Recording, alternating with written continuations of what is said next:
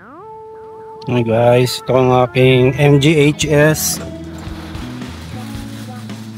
Wow, 2 years, 2.5 years na siya, 2.5 taon. Malikabok lang pero wala pa akong na-encounter na kakaiba. Ito ang aking kabayo. Alright, magandang view. 2 years and 5 months na siya. Tapos ang odo na nagamit ko pa lang ay 9,188. Yung ibang materials dito sa loob halos parang mukhang bago pa, kasi kumbaga hindi ko siya laspag o kaya hindi ko siya gamit gaano na sasakyan, kasi dahil din sa trabaho ko na ano kasi ako, work from home ako, kaya yung kung sakaling gagamitin ko man tong sasakyan siguro twice o thrice a week lang. Tapos ano pa lang yun, hindi talaga whole day na drive, parang point A to point B lang, tapos hindi siya ikot na ikot.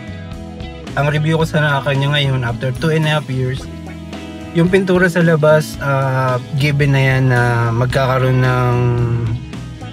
ng konting aberya dyan, kasi ano tayo sasabit o kaya mamamali ng sa pagpapark, yung mga sabit-sabit na yan o kaya mga aksidente, minor accidents na sasapitin, given na yan na sa external parts ng sasakyan natin, madadamage yan. Pero awa ng Diyos, hindi pa ako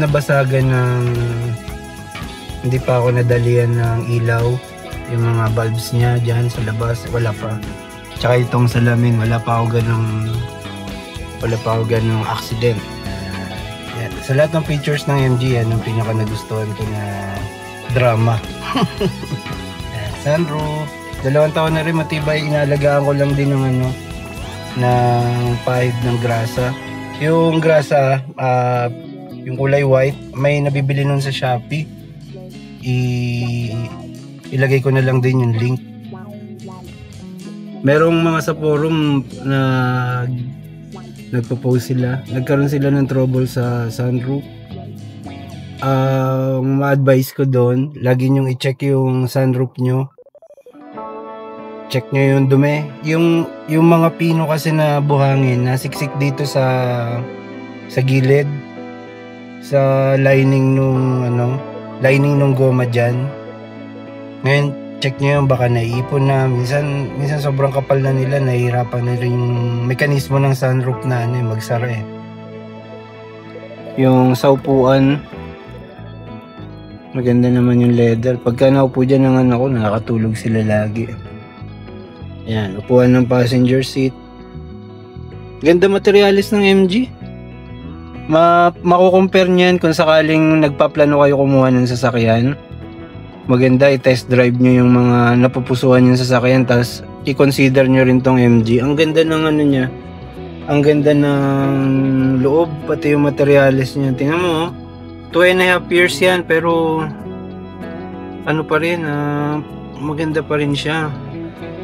Given na inaalagaan ko yan ng mga protectant, pamunas, pinupunasan ko yan syempre para ma-prolong yung lifespan ng mga plastic tsaka leather na materials niyan. Pero yung mag-crack, mag-peel, wala pa akong na-encounter na gano'n. Okay? Lagi na akong mag-upload sa YouTube tungkol sa experience ko rito sa sasakyan na to, dito sa channel.